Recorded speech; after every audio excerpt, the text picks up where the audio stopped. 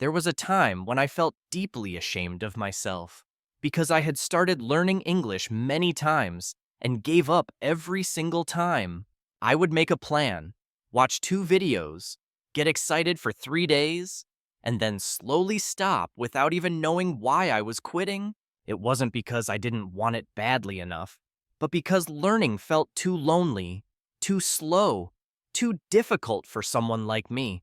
I remember one quiet night when I sat in my small room, holding an empty notebook I promised to write in but never did. I opened to the first page, stared at the blank space, and it felt like that empty page was judging me, asking, "Why again?" I closed the book and whispered, "Maybe I'm just not the kind of person who can do this." And I believed that for a long time. I thought English was for smart students, rich travelers, people who live abroad, not someone like me, who already failed so many times before. That night, I opened YouTube like always, not to study, but just to forget, to scroll, to pretend I didn't care anymore. Then I saw a video with the title, "You Only Need 50 Words to Start," and for some reason, I didn't skip it. I laughed a little because it sounded too simple, maybe even silly, but the title also felt soft, like someone was gently inviting me again. I clicked on the video, expecting nothing special, and I saw a man speaking slowly, kindly, using simple English with a voice that felt warm. He said, "Maybe you gave up before. That's okay. Maybe this time we go slower," and something about those words made me stop and listen.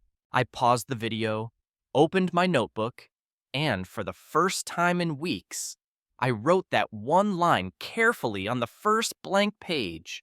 "Maybe this time we go slower." I read it again.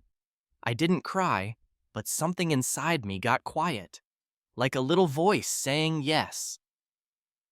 I didn't know why that line touched me so deeply, but for the first time, I didn't feel like a loser anymore, just a beginner. That was enough. The next morning, I woke up, sat with my notebook again, and wrote one word, just one word: listen. Then I played the same video from the night before and repeated each sentence out loud, slowly, with a quiet, shaking voice. My pronunciation wasn't good. I made mistakes, but I kept going, whispering the words like a small promise I didn't want to break again. That's how it started for me, not with a new course, or app, or perfect plan, but with one line and one honest voice. Maybe you felt the same before. Maybe you also have notebooks with empty pages and plans you made that never became real. Maybe you feel embarrassed to say, "I've failed many times," but if you do, then maybe you and I are not so different after all. I want to tell you something I wish someone told me earlier. You don't need to be perfect. You don't need to be fast either. You just need to stay with it, even if it's slow, even if it's quiet, even if it's only one sentence a day, because something happens when you try again, not for school or for others, but for yourself, from the most honest place in your heart. This story is not about someone who had all the answers. It's about someone who lost, who stopped, but who came back gently. And when they returned, they didn't do it with power or confidence, but with softness, patience, and 50 little words. So now, if you're still here with me, still listening, I want to invite you into this real story about hope, learning, and beginning again, about a very normal person who wanted to speak English not fluently, not perfectly, but truthfully, and found a way, one word at a time. This is not a success story. It's a beginning story, and I hope it can become yours too. The next morning felt different, not louder or easier, but quieter, like something small inside me had decided to open the door again. I made tea, sat by the window, and opened my notebook where the line waited for me. "Maybe this time we go slower." I didn't try to study everything. I just watched that same video again and repeated what I could, like a child learning to speak. Each time I repeated a sentence, I wrote one word from it into my notebook, just one word that felt clear to me. That day, I wrote down 5 words: listen, try, again, slow, real. It didn't feel like much, but it felt honest. I read them again. Slowly listen, try, again, slow, real. I didn't know yet, but those 5 words would stay with me for months. In the afternoon, I tried something I had never done before. I talked to myself in English. Just a little, just one sentence. Ibosai. I looked in the mirror, nervous, and said, "Hello, my name is Nam. I want to speak English." I laughed at myself. My voice was strange, my accent strong, but that one moment it felt like the beginning of a conversation with someone I hadn't met yet. That someone was me, a version of me who didn't give up after day 3, who stayed. Even if nobody was watching, I started doing this every morning. Wake up, one video, one sentence in the mirror, write it down, speak it again. I called it my tiny routine. It took only 15 minutes, but it gave me something nothing else did. Proof I didn't quit today. Some days were harder. I felt tired. I didn't want to speak, but I told myself, only one sentence, then you can rest. And often, after that one sentence, I did more, maybe 2 or 3, but I didn't force it. I let it be enough. I started watching short videos with subtitles. I would pause them, shadow the speaker, and try to copy the rhythm, not just the words. Sometimes I understood, sometimes I didn't, but I told myself, just listen. Just feel the music of English in your mouth. My notebook started to fill up not with rules or grammar, but with sentences I liked. Sentences that made me feel something. One page said, "You are not slow. You are steady." Another page said, "Mistakes mean you are moving." They weren't big lessons, but they were my lessons. Things I found in videos, in my voice, in my trying. At work, I started saying hello in English to one customer. Just one. Some smiled, some ignored me, but I felt proud anyway. I remember one customer looked surprised and said, "Your English is getting better." I smiled for the rest of the day. That small comment felt bigger than a certificate, because it came from the world, from real life, not from a test. I went home, opened my notebook, and wrote a new word. Possible. That day, that word became my favorite.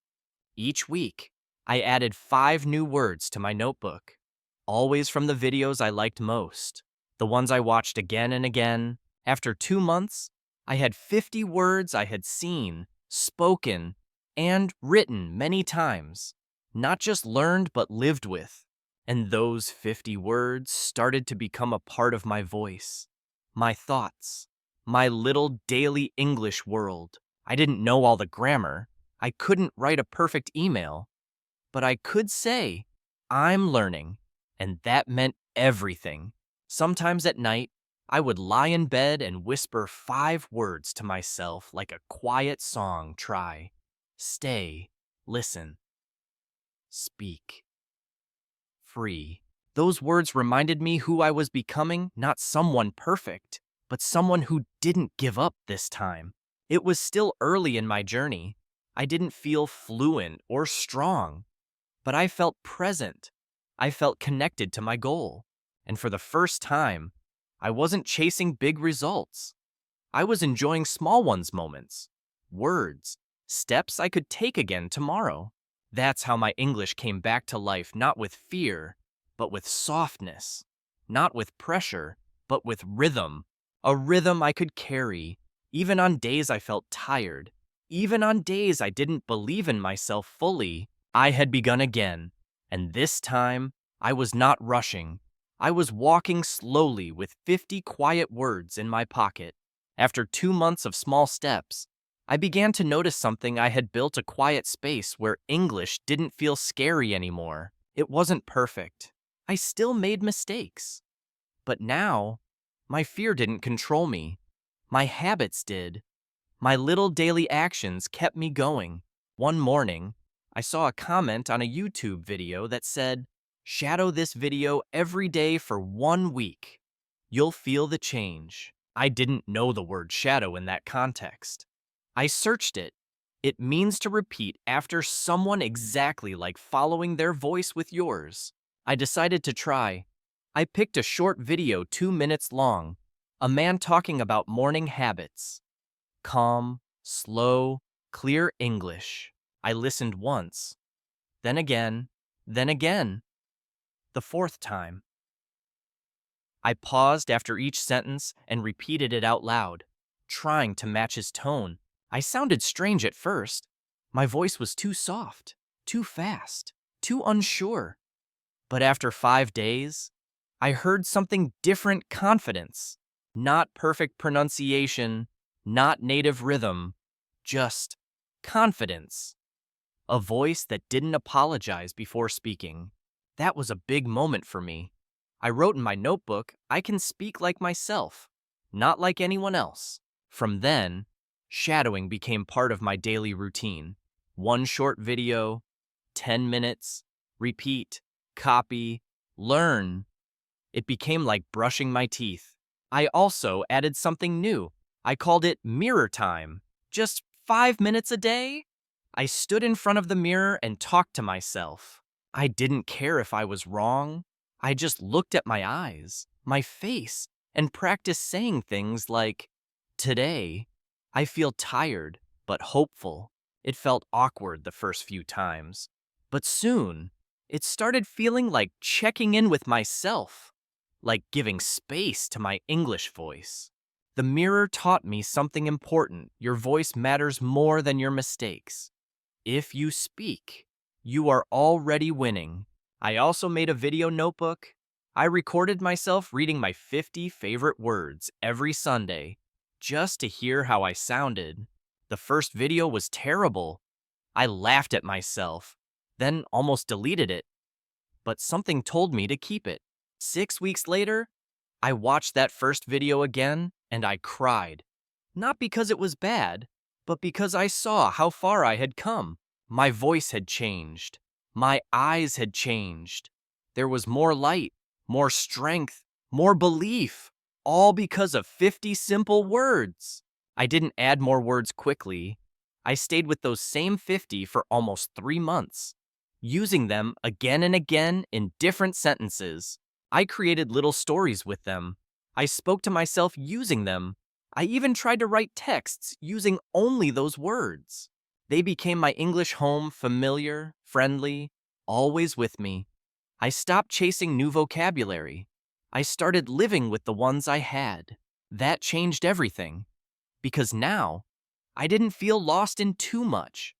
I felt found in what I already knew, and slowly, I saw how much I could say with just a small group of useful words. I felt free inside that limit. One day, I joined a language group online. People were introducing themselves in English. I was scared, but I typed, "Hi, I'm Nam. I'm learning." Someone replied, "Hi, Nam. I love how simple and clear your English is." I smiled. Simplicity wasn't my weakness. It was my strength. From that day, I joined their weekly speaking call. I didn't talk much at first, just listened, but my heart was beating with joy. The first time I spoke, my hands were shaking. I said, "Hello, everyone. My name is Nam. I like listening and learning every day." It was short, but it was real. And when I finished, people clapped. I almost cried. Not because it was perfect, because it was true. That end sentence gave me something no book ever could prove: that my voice belonged.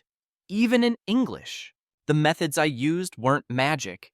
They were simple: repeat, shadow, mirror, listen, record, speak. But the secret was doing them with care. Care for myself. Care for the process. I stopped asking, am I good enough?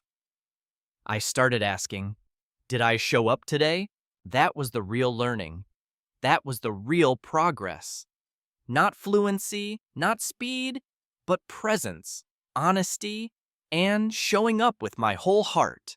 So I kept going, every day, every step, with the same 50 words in my notebook and a voice that no longer ran away.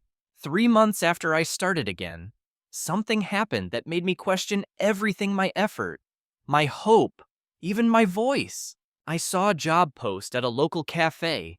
They wanted someone who could speak basic English to help tourists. My heart beat faster. I thought, maybe, maybe this is my chance to use English in real life, not just in my room. I practiced for days. I wrote sentences I might need. I listened to cafe dialogues online. I even recorded myself saying, "May I help you?" On the interview day, I arrived early, notebook in my bag, hope in my eyes, hands shaking with both fear and excitement. The manager was kind but busy. He asked me, "Can you tell me a bit about yourself in English?" I froze. My mind went completely blank. The words were there, but they felt trapped behind a wall of panic. I managed to say, "My name is Nam. I I study English every day. I like coffee and people." Then silence. He smiled politely and said, "Thank you. We'll contact you." But I knew I had lost it before it even began. I walked home with my notebook still in my bag closed, heavy, useless. I felt like that first night again, months ago. When I got home, I didn't drink water. I didn't sit down. I opened my notebook and stared at my 50 words. They looked like strangers to me now. Useless little sounds on paper. I wanted to tear the page. I almost did.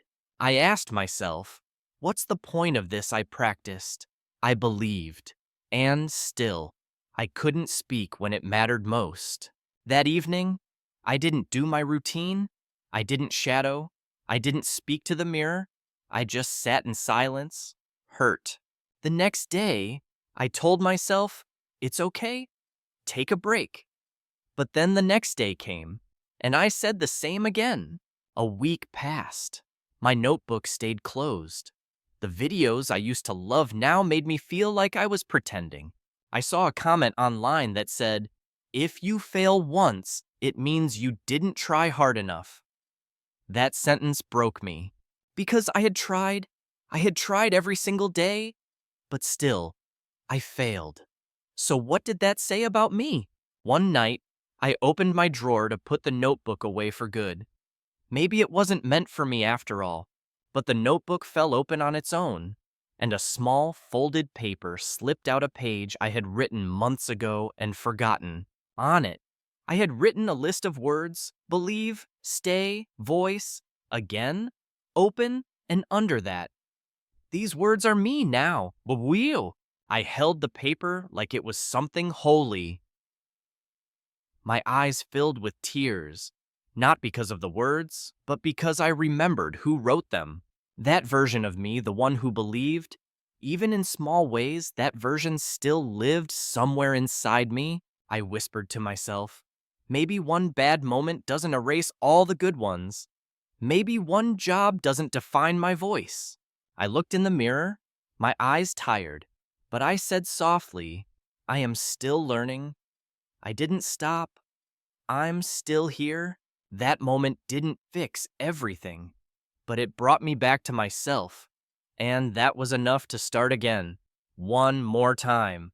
The next morning, I opened my notebook, turned to the page with my first 5 words, and said them out loud slowly, clearly, with heart. Listen, try, again, slow, real. The same words from the beginning, but this time, they sounded deeper, like old friends welcoming me back. I made tea. I opened the same shadowing video. I looked at the mirror. I said, "Today is not perfect, but I am still here." That day, I didn't chase motivation. I didn't wait to feel ready. I simply chose to return to the practice that once saved me. Because now I understood progress is not a straight line. It's it's a circle. You return, you restart, you rebuild. And sometimes, the most powerful thing you can say in English is not "I speak well," but simply "I am still learning." That sentence became my new favorite. I wrote it on the last page of my notebook, like a promise carved into the future, the day I said, "I am still learning." Something shifted again, not loudly, but quietly. Like a leaf turning toward the sun after rain, I stopped waiting to feel strong before I practiced. I started practicing even when I felt weak, tired, or uncertain about everything. My routine returned, not as a rule, but as a friend, a gentle rhythm that reminded me we are still on this path. Each morning, I brewed tea, opened my notebook, and read aloud 5 words. I spoke slowly, listening to the shape of each sound. I didn't care if I sounded perfect. I cared if I showed up.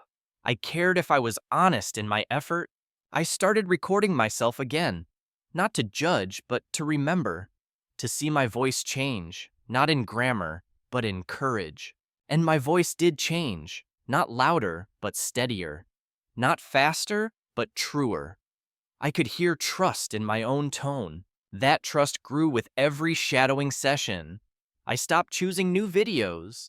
I repeated the same 3 again and again until they felt like songs. I knew every sentence, every pause, every breath. But each time I spoke them, I felt something new in myself. I added a new sentence to my wall. Repeat what you love until it becomes part of you. That became my motto. My mirror practice became deeper. I stopped using only simple sentences. I began to say how I really felt, even the hard feelings. I looked into my eyes and said, "I am scared of speaking in public, but I still want to try." That was enough. The more I spoke honestly, the less afraid I became. My mirror stopped being just glass, it became a small doorway to my true self. One morning, I sent a voice message to a language friend I met online. Just 10 seconds. "Good morning, I'm practicing. How are you today?" They replied, "Your voice feels peaceful. Thank you for sharing." I saved that message. I listened to it every time I felt small again. That message became my proof. Someone heard me. Someone felt something because I didn't give up. I began collecting those moments, not achievements, but human echoes. One reply, one smile, one sentence spoken with heart.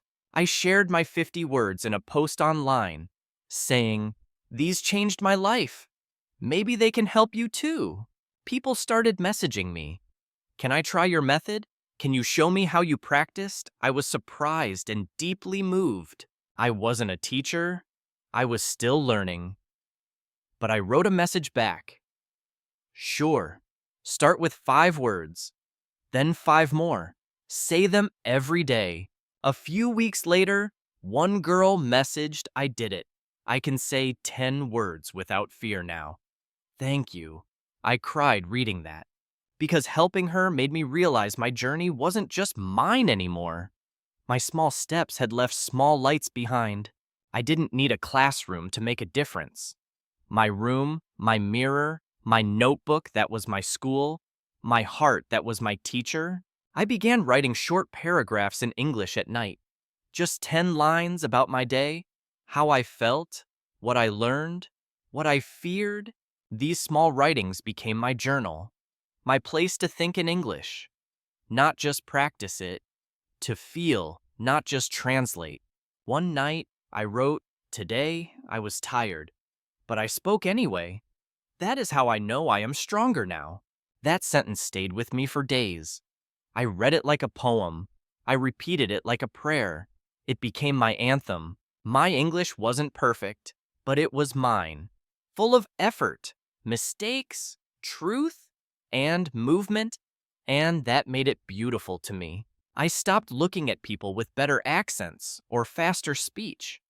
I started looking at myself with compassion, pride, and deep respect. Because I had stayed, I had returned. I had whispered to myself in the dark and waited for my voice to grow. And now, it was growing not fast, but deep. Not loud, but bright. A quiet fire I carried in my daily breath. English had stopped being just a language to me. It had become a space where I could be more fully myself. So I continued, each morning, each night, word by word, sentence by sentence, breath by breath. And I never stopped again. Months passed, and I kept going morning after morning, word after word, slowly turning practice into peace and English into something personal and alive. I didn't feel like a beginner anymore, but I didn't feel like an expert either. I felt like someone who had become a learner. A learner is not someone who always gets it right. A learner is someone who shows up again and again, even with shaking hands. One day, a boy from my town messaged me. He said, "I saw your video. I feel stuck. Can you help me begin again?" I said, "Of course. Let's meet at the park." When we met, he looked nervous, just like I once was. He held a blank notebook in his hand, the same way I did that night when I almost gave up for the last time. I told him, "Let's write 5 words together. Just 5 that feel strong to you. We'll use them every day." He chose start, speak, kind, small, stay. I smiled. "These are perfect," I said. "Now say them with me, slowly."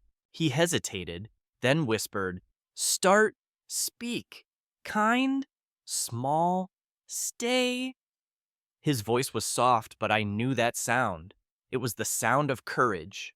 I gave him my old notebook, the one with my first 50 words. I had copied them into a new one for myself already. I said, "These 50 words changed me. Maybe they will help you too. You don't have to use them all. Just stay close."